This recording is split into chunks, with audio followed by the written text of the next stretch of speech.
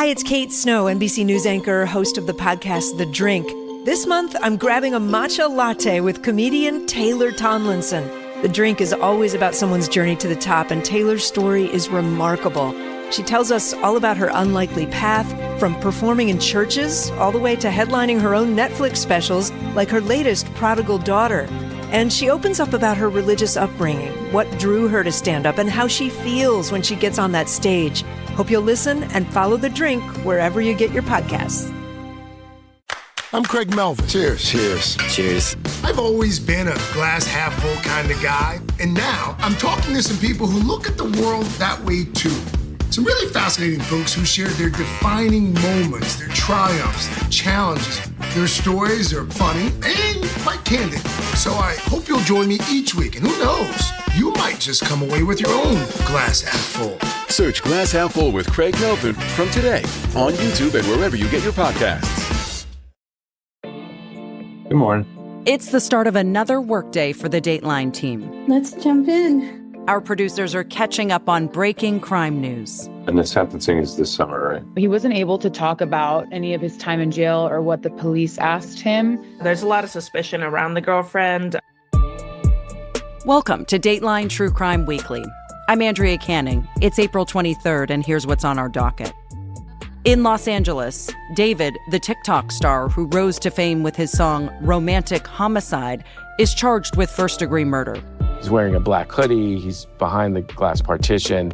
He's not showing a lot of emotion. In Dateline Roundup, actor Alec Baldwin is heading back to court in connection to the deadly shooting on the set of his movie Rust a few years ago. And the Utah mom on trial for masterminding the murder of her son-in-law takes the witness stand. I took Katie's face in my hands, and I said, Kevin shot Matt.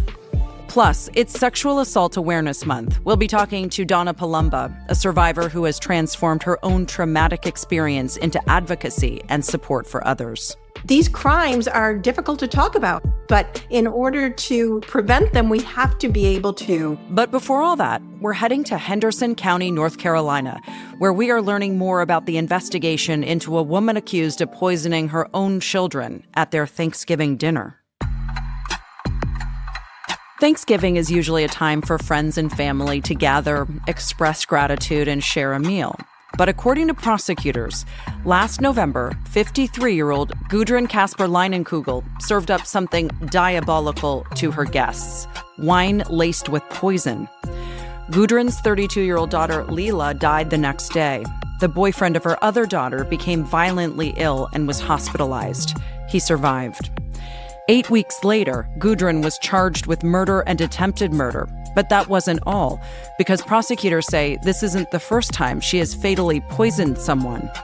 Investigators have remained tight-lipped about the case, but Dateline producers Carol Gable and Haley Barber recently obtained newly unsealed search warrants, which provide a first look at what led up to Gudrun's arrest. They are here now to get us up to speed on this complicated case and tell us what they've learned.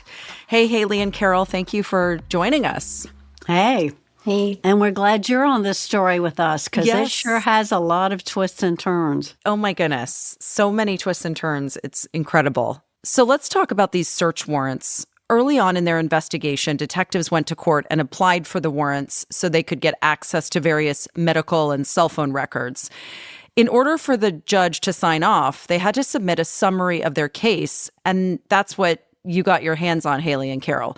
You've taken a peek, and we are learning a lot more. Yeah, that's right, Andrea. This is really the first time we're piecing this together from the perspective of the investigators and the prosecutors. We're going to get into more details of those cases, but first, can you give us a little more background on Gudrun? She was actually born Linda Kasper, and she grew up in this tiny town in Wisconsin, but later changed her name to Gudrun Kasper Leinenkugel. It's sort of a nod to her personal affinity for German culture.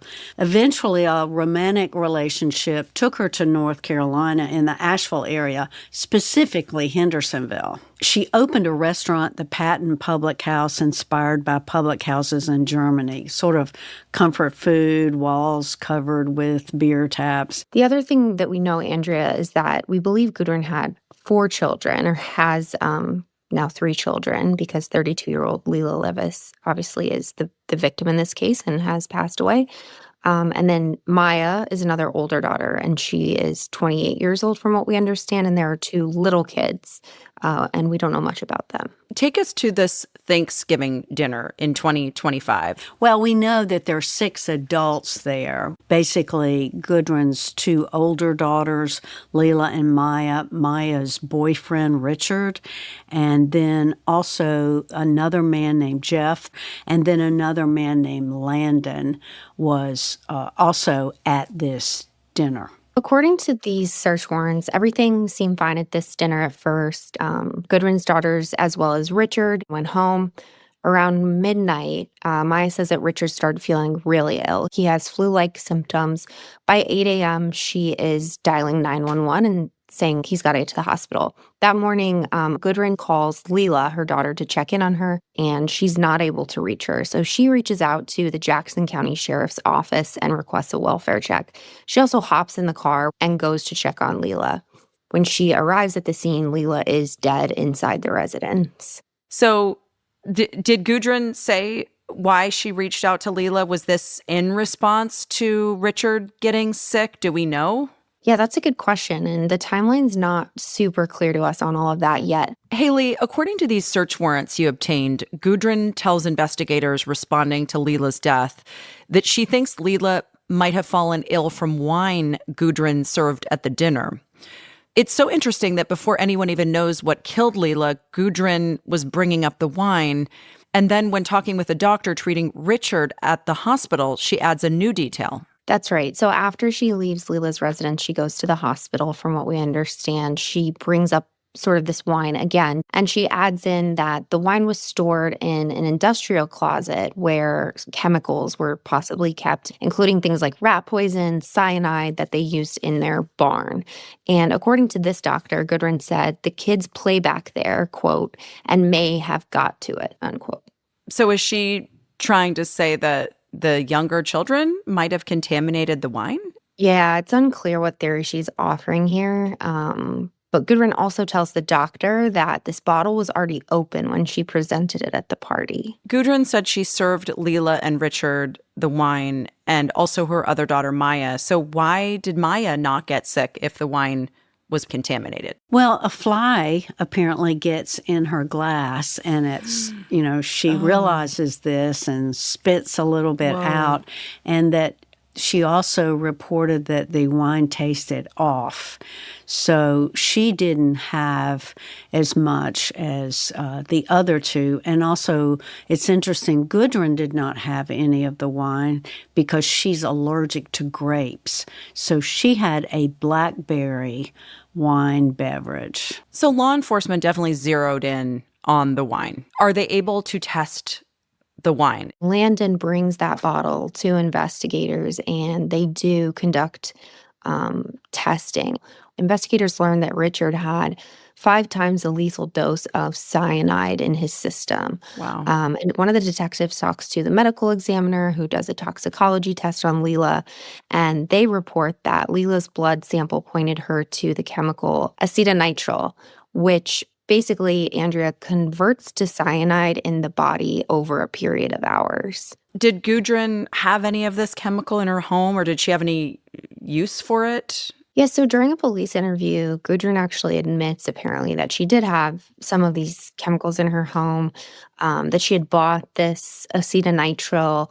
According to prosecutors, Gudrun took that chemical and intentionally spiked the wine before serving it to her Thanksgiving guests. Have they offered up any alleged motive? I mean, a mother poisoning her own daughter, that is just something we at Dateline really almost never hear. Yeah, that's right, Andrea. And not only that, but from everyone we've spoken to, Gudrun had a very close relationship with her daughters, especially Leila. And we should say Gudrun has entered a not guilty plea to all the charges against her. But there is a big twist in all of this. This is not the only murder that Gudrun has been charged with, Carol. No, it's not. Investigators learned that there was a man named Michael Schmidt. Gudrun had reported him dead back in 2007, and she is now charged with his death. Yeah, she apparently lived inside the house and he lived in a camper on the property. That's right. And we believe he was actually the owner of the property at this time. And according to investigators in these new documents, they say that Goodwin was actually the last person who saw Michael alive. But the real twist here is apparently this same chemical, acetonitrile, was found in his system as well. Oh, the plot thickens when you hear the same chemical. When there's still a lot of, I would say, mystery surrounding his death. At first, Michael's death was ruled accidental. There is a report that this acetonitrile was found in his system, but the cause was maybe accidentally huffing this substance acetonitrile. And we are so early days, we really don't know hardly anything about the defense, except we know that many of her family members are still very supportive of her. I think it's very important to say that Maya, as of the last time that we saw her, was supporting her mother in all of this. Well, she is, and so is the boyfriend who had to be hospitalized. So I think that's a significant factor to keep in mind at this stage of the case. Mm-hmm. Gudrun remains behind bars without bond. Do we know when she is due back in court, Haley? Yeah, next week, actually. So April 30th, there's another hearing. So be interested to see what happens next. Yeah, just tons of questions. Thank you, Haley and Carol, so much for bringing us this update. Thanks for having us, Andrea. Thanks, Andrea. Coming up, 7 months after the body of a teenager was found in the trunk of a Tesla registered to the singer David, he's arrested in the Hollywood Hills. As the day wraps up, get the scoop on what's been happening with Here's the Scoop, a new podcast from NBC News with me, your host, Yasmin Vasugian. We'll take a deep dive into the day's top stories with NBC News' trusted journalists. It's a fresh take that's sharp, thoughtful, and it's informative, bringing you closer to the headlines and conversations that are shaping our world. From the front page to the zeitgeist, Here's the Scoop from NBC News. Listen daily on Sirius XM. Let's kickstart your wellness journey with the Start Today app. Workouts, meal plans, it's your fast track to a healthier you. And now during the Xfinity Member Celebration, members can get an exclusive 50% off an annual subscription. Head to Xfinity.com/membership to learn more. Xfinity, imagine that. Subscription automatically renews each year at $65.99 plus taxes and fees until canceled. Offer ends May 20th, 2026. Prices subject to change. Visit today.com/Xfinity for full offer terms and details. Late last week, news broke of an arrest in the Hollywood Hills. Video showed armed police officers in tactical gear walking a man by the name of David Anthony Burke to a squad car. But you might know him by another name, David, but spelled D4VD, a singer with a multi-million-dollar recording contract.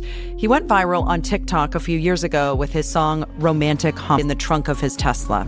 After investigators made entry to the car, they found what appears to be the remains of a human being. The remains belong to a 14-year-old girl named Celeste Rivas. On Monday, Burke was charged with Celeste's murder. He has pleaded not guilty. Here to tell us more about the investigation, other charges Burke is facing, and what comes next is NBC News investigative reporter Andrew Blankstein.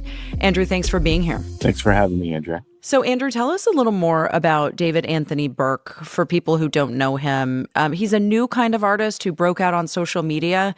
Very successful, right? So for a lot of younger people, David is a really big deal. He has a very big following, and David's born in New York, raised in Houston, raised in a Christian family, grew up listening to gospel.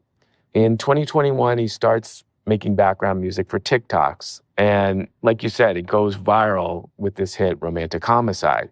He opened for artist SZA. He releases his debut album, Withered, in 2025. And he played at well-known music festivals like Lollapalooza and Coachella. So, Andrew, his career was definitely on the rise. How does Celeste Rivas fit into the picture here? She was from Lake Elsinore, this quiet town in Riverside County. We don't know how they met. He's 21 years old now. According to the prosecution, he was 18 years old. Celeste Rivas was 13 years old. Her family knew she was friends with him. Celeste's family reported her missing in April of 2024. They said she left to go see a movie with David and never came back. A runaway situation. Then, according to prosecution's timeline, she's alive until April 2025, when she's last seen by others. And then her body was found in September of 2025, months later. How was the body even discovered in the first place in David's Tesla? So the Tesla has been parked in the Hollywood Hills just above Sunset Boulevard for a number of weeks. And neighbors call, and eventually the car is towed to a tow yard in mid-city Los Angeles. There's an overpowering smell. Police are called to the tow yard, and in the trunk, they discover Celeste's body, but they don't know it's her at that point.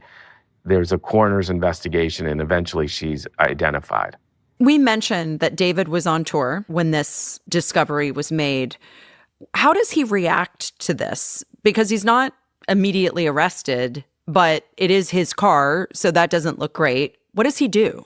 Well, the tour continues for a little bit of time right after the discovery of the body. But as the attention to this case grows, so does the pressure to kind of not continue that tour. So at that point, David's team said he was cooperating with the investigation, but an LAPD source told NBC4 in November that that wasn't the case. During this period, investigators are canvassing for video.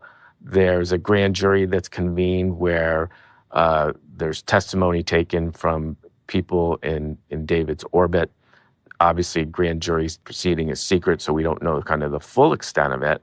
But they're doing things trying to figure out how she died and whether it was a criminal act. David was arrested, as we said last week. This is about 1 year after Celeste was last seen. On Monday, District Attorney Nathan Hochman announced the formal charges against him at a press conference. These charges include the most serious charges that a DA's office can bring. That is first-degree murder with special circumstances. Break those charges down for us, Andrew. Well, the first one, obviously, a first-degree murder, is an intentional murder, premeditated act. The other counts, in addition to first-degree murder, were continuous sexual abuse of a minor and also mutilation of a body in terms of the disposal of that body. Andrew, what is the defense saying about these allegations? At the time of David's arrest, and this was reiterated during the arraignment and plea, David Burke's attorneys issued a statement that said that when it came to their client, quote, the actual evidence in this case will show that David Burke did not murder Celeste Rivas Hernandez and that he was not the cause of her death. We will vigorously defend David's innocence. David appeared in court Monday. He entered that not guilty plea. What was his demeanor like? So David appeared in Division 30 of the criminal courts building in downtown Los Angeles. He's wearing a black hoodie. He's behind the glass partition. He's not showing a lot of emotion. It's kind of a fairly quick hearing, but one of the things that comes out of it is his criminal defense attorneys go and say, we want a preliminary hearing where the prosecution has to put its evidence before a judge to see if they will go forward with the trial. Members of Celeste's family attended David's arraignment but didn't speak to the media. On Tuesday afternoon, they released a statement thanking the LAPD for their hard work. They said Celeste was a beautiful, strong girl who loved to sing and dance. We love her very much. We miss her deeply. All we want is justice for Celeste. Andrew, we will continue to follow this case. Thank you so much for bringing us what you know so far. Thanks so much, Andrea. Up next, it's time for Dateline Roundup. We've got an update on Alec Baldwin's latest legal troubles. And the Utah mom accused of murdering her son-in-law testifies in her own defense. Plus, it's Sexual Assault Awareness Month. I'm catching up with a familiar face from one of my Dateline episodes, a survivor who's turned her own horrific experience into advocacy and is sharing what she believes needs to change. Get the best of NBC News with a subscription. Fewer ads, deeper access, and exclusive content. And now, during the Xfinity Member Celebration, members can get an exclusive 50% off an annual subscription. Head to Xfinity.com/membership to learn more. Xfinity. Imagine that. Subscription automatically renews each year at $65.99 plus taxes and fees until canceled. Offer ends May 20th, 2026. Prices subject to change. Visit NBCnews.com/Xfinity for full offer terms and details.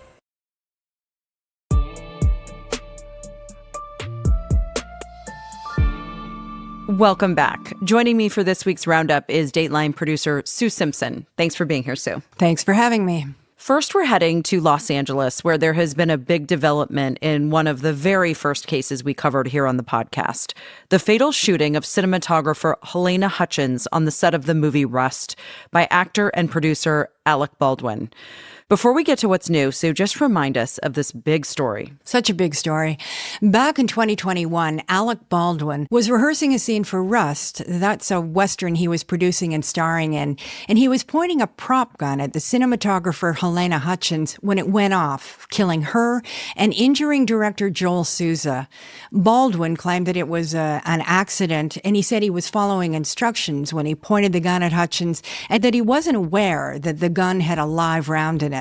Let's take a listen, Sue. Alec Baldwin talked to NBC News in the weeks after the incident. There are incidental accidents on film sets from time to time, but nothing like this. We were a very, very, well-oiled crew shooting a film together, and then this horrible event happened. So Baldwin and the movie's armorer were initially criminally charged in connection to the shooting. What happened with those charges? Yes, that's right. The armorer, Hannah Gutierrez Reed, was convicted at trial of involuntary manslaughter and sentenced to 18 months in prison for her role in the shooting. Baldwin was also charged with involuntary manslaughter, but the case against him was thrown out in a very dramatic way on the third day of the trial after the judge determined that the prosecution hid evidence from the defense. So that was nearly 2 years ago, if you can believe it. But now, because of a new ruling last week, Baldwin may have to defend himself at trial after all. But this time, Sue, we're talking about civil court. That's right, Andrea. So a gaffer on the set, Serge Svetnoy, filed a civil lawsuit against Alec Baldwin back in 2021, alleging that the bullet narrowly missed him and that he suffered emotional distress because of that.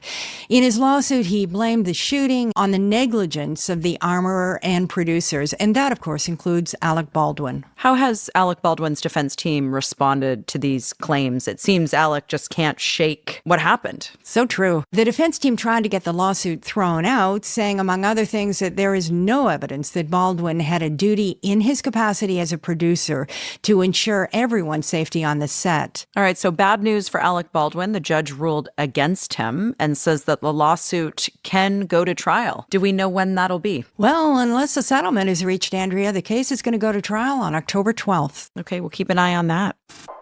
Next, we are heading to a Utah courtroom for the latest on a case we told you about last week. This is the trial of Tracy Grist, who prosecutors say masterminded a plot to kill her son-in-law, Matt Ristelli. It is week 2 of the trial, and Tracy took the stand on Monday. Before we get to her testimony, Sue, just remind everybody about the basics of this one. So the victim was 42-year-old Matt Ristelli. He was married to Tracy's daughter, Kate. Matt and Kate lived in California. Tracy lived in Utah. In July 2024, Kate and Matt's marriage was in trouble, and Kate took her kids and she went to stay with her mom. Prosecutors say that's when Tracy, the mom, came up with a plan to murder Matt. They say she got Kate to lure Matt to her home in Utah, and when Matt walked through the front door, Tracy's son, Kevin, shot him.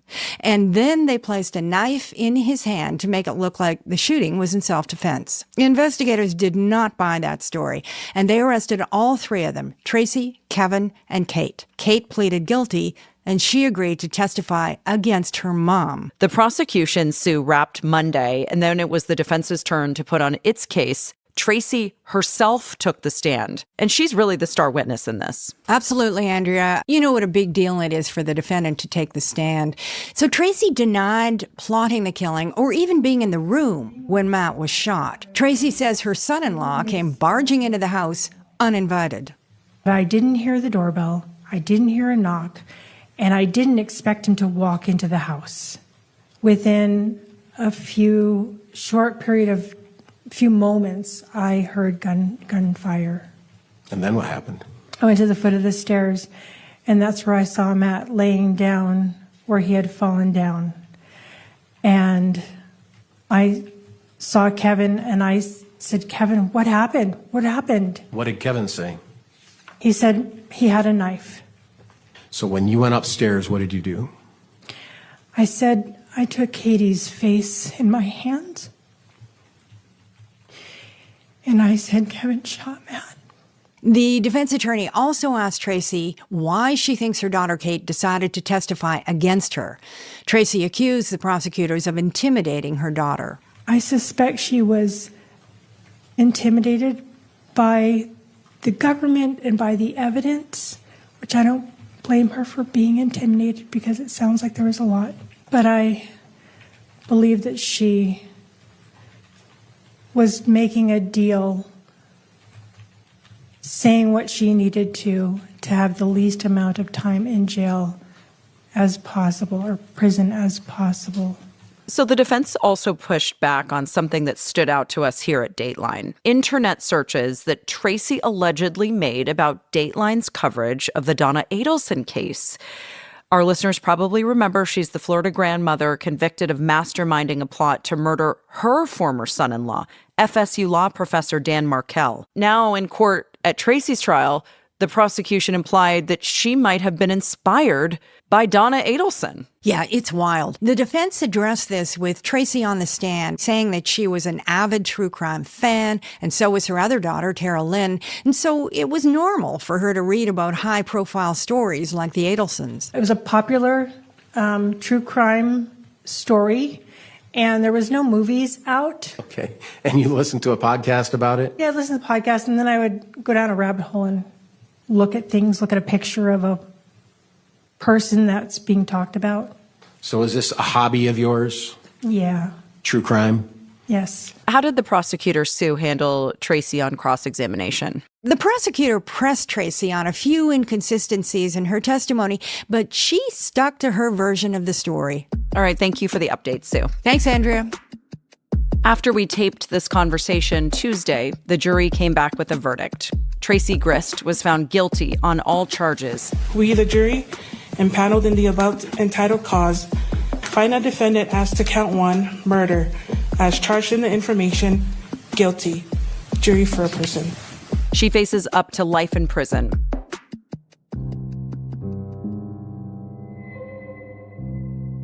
In September 1993, Donna Palumbo was sexually assaulted by a masked intruder inside her home while her husband was out of town and her young children slept just rooms away. He flipped me onto my stomach and put the gun in my back. And he said, "If you call the pigs, I'm going to come back and kill you." The intruder fled and Donna ran to a neighbor's house for help, the beginning of a long, difficult path toward justice. I covered Donna's story for the Dateline episode, Evil Paid a Visit. She told me how she was questioned and doubted by investigators in the aftermath of that assault, a second trauma that nearly derailed the case, and how years later investigators identified her attacker as a family friend, someone she and her husband knew and trusted. It was unbelievable. Donna is one of millions of sexual assault survivors. According to the CDC, nearly half of women and more than 1 in 6 men experience sexual violence in their lifetime. April is Sexual Assault Awareness Month, the time to support survivors and push for change. It is work Donna now does every day through her organization, Jane Doe No More. And she joins us now to talk about that work. Donna, it's so good to see you again. Great to see you, Andrea. Yeah, thank you for being here. So, Donna, when you look back on everything that you have personally been through, how did those experiences shape the decision to eventually speak out and share your story publicly? Because I know in the beginning, you were anonymous. You didn't want to share your name. That's right. I was Jane Doe. And honestly, I thought I had done everything right the night of the crime. I went to the hospital. I had a sex crimes kit done. I was treated for injuries, told officers that were there everything that I could possibly remember about the crime. And I was well on my way to healing, actually, trying to keep it all together for my family and young children. And I was re-victimized. I was threatened with arrest. And I Unbelievable. was just, the re-victimization, Andrea, is what really compelled me to do something. So, because of all those things that went wrong, you took that experience, the worst of your life, and you turned it into action with your foundation, Jane Doe No More. What was your vision for the organization, and what kind of impact are you making today after all these years? Because Jane Doe No More has been around for a while now. We will be 20 years old next year in 2027. So mind-blowing. But initially, we started out to improve the way society responds to victims, survivors of sexual crimes because of the way I was treated, because these crimes are so stigmatized and they expect a victim who's been traumatized to act a certain way, which is impossible to predict. And so, we have grown from there. We now have programs, but it begins with education and awareness. And it's a challenge because these crimes are difficult to talk about. A lot of people don't want to even discuss them. But in order to prevent them, we have to be able to, in age-appropriate language, start very early on. And we have a program called Safety for Me for boys and girls ages 5 to 11. Oh, I mean, it's sad to say, but the majority of our survivors on our Survivor Speak team are victims of child sexual abuse by someone they loved and trusted, which is just gut-wrenching, but it's a fact. People think these types of crimes, it's a stranger in an alley or, it involves physical force, and it's not true. Yeah. So what should someone do if they are a victim and they're listening right now, or they have a friend or a family member and they haven't reported anything yet? Where do they start? Well, it really is a personal choice, and we always want to put that forward because some victims will choose not to report for whatever reason, but they can also find support in other ways. We actually have a closed Facebook group called JDNM, the acronym for Jane Doe No More Survivors. It's grown to almost 600, I think, survivors now, men and women who just go there. There's no judgment. And if someone discloses to you, we just say to be there for them in that moment, to ask them what you can do for them and let them share what they want to share. And if they choose to report, to be there for them and to look into ways that you can continue to help them. And Donna, if this is happening in the moment, in the future to someone, and it's just happened, obviously calling the police is really important. But are there any tips or anything that people can be armed with now in case this happens later, of things they should be doing or asking, getting? I think the first thing to do is get to a place of safety, and then I would strongly urge to call 911 and to go to the hospital to have evidence collected, because even if you choose not to report, you're overwhelmed in that moment. You do not have to report that evening or that day.